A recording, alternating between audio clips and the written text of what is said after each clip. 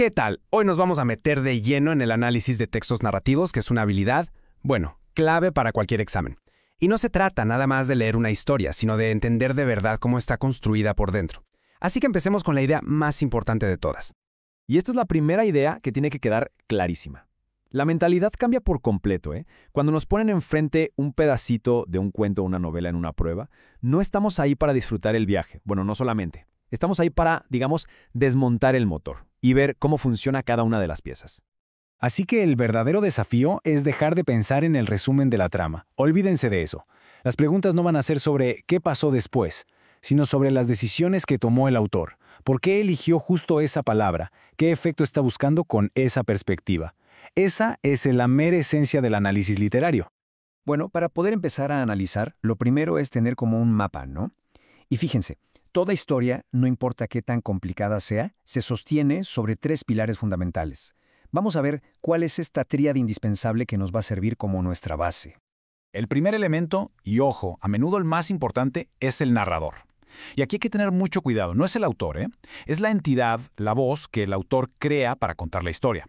Todo lo que llegamos a saber lo sabemos a través de esta voz. Por eso, identificarla y entenderla es el primer paso y es crucial. Y esa voz, se puede presentar de 2 formas principales. Como vemos a la izquierda, un narrador en primera persona, el que dice yo, nos da una visión súper subjetiva, limitada. Es como si viéramos el mundo a través de los ojos de un solo personaje. En cambio, a la derecha, un narrador en tercera persona, el que dice él o ella, nos puede dar una vista mucho más amplia, a veces hasta omnisciente. O sea que lo sabe todo de todos. El segundo pilar, los personajes, son quienes, al final del día, mueven la acción. Generalmente los ponemos clasificar en principales, que serían el protagonista y su contraparte, el antagonista, y los secundarios, que andan por ahí para apoyar la trama o, para poner más obstáculos. Y a ver, ¿cómo conocemos a estos personajes? Pues el autor tiene 2 maneras de presentarlos. La caracterización directa es cuando el narrador te lo dice de frente, sin rodeos. Era valiente. ¡Listo! La indirecta es mucho más sutil, se nos muestra su valentía a través de lo que hace o dice y nos toca a nosotros inferir ese rasgo. Hay que ser un poco más detective. Y finalmente, el tercer elemento es la estructura. Es el esqueleto, el armazón de la historia. Casi siempre sigue este caminito. Comienza con el planteamiento, donde nos presentan el mundo y los personajes. Luego se complica la cosa en el nudo, que es el conflicto principal. Y todo termina en el desenlace, donde, para bien o para mal, ese conflicto se resuelve.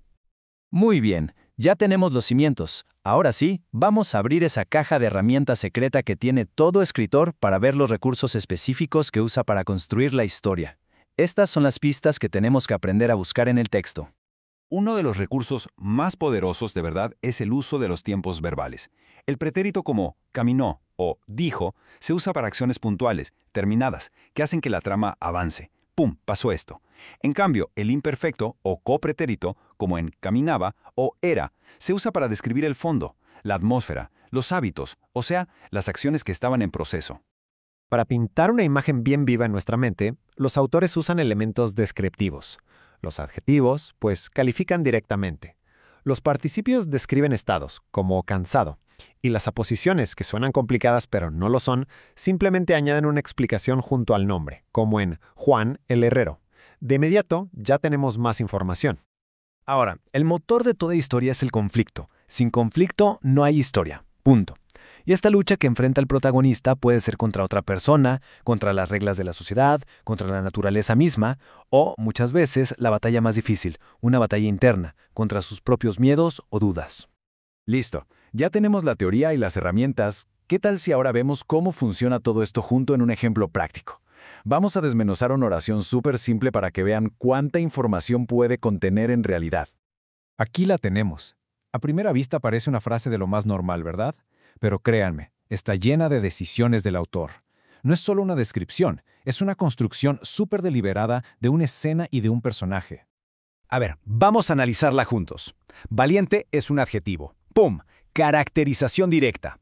La joven, una aposición que nos da más datos. Caminaba, en imperfecto, establece la escena de fondo. Es una acción que está pasando. Y de repente, ¡zas! Escuchó, en pretérito. Esta es la acción puntual que rompe la calma y da inicio probablemente al conflicto. Excelente. Ahora que ya vimos las piezas y cómo encajan, vamos a ponerlo todo en orden. Aquí les va una metodología de 4 pasos que se puede aplicar a cualquier texto narrativo que se encuentren en un examen. Es como una receta. El proceso es súper lógico. Van a ver. Primero, identificar al narrador. ¿Quién habla y desde qué perspectiva? Segundo, analizar a los personajes. ¿Quiénes son y cómo nos los presentan? Tercero, buscar los recursos. ¿Qué herramientas verbales y descriptivas están usando? Y cuarto, el gran final. Inferir el significado. O sea, ¿qué nos quiere decir el autor con todo esto? ¿Cuál es el punto?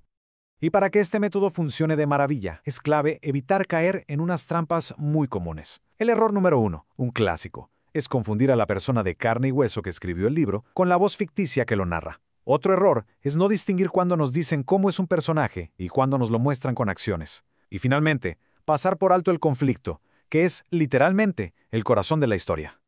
Entonces, el objetivo final de todo esto es transformar la forma en que se aborda un texto. Pasar de ser un receptor pasivo, alguien que nada más recibe la historia, a ser un analista activo de su construcción. La diferencia es abismal, ¿eh?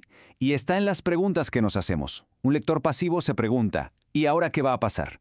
Un lector activo, el que se necesita hacer en un examen, se pregunta, a ver, ¿por qué el autor eligió esta palabra y no otra? ¿Por qué usó este tiempo verbal justo aquí? Ahí está toda la clave del juego. Y por si quedaba alguna duda de por qué es tan importante dominar esto, pues los datos hablan por sí solos. En los exámenes de admisión, fíjense, las preguntas sobre el tipo de narrador aparecen hasta en un 85% de las veces, y las que piden identificar recursos en un 70%. Son preguntas que se pueden predecir si se domina la teoría. Y este es el punto crucial con el que cerramos. Analizar no le quita la magia a la literatura. Al contrario, le añade una nueva capa de apreciación. Es entender el arte que hay detrás de la historia. Con estas herramientas, cualquier texto narrativo se convierte en un mapa fascinante que ya está listo para ser explorado.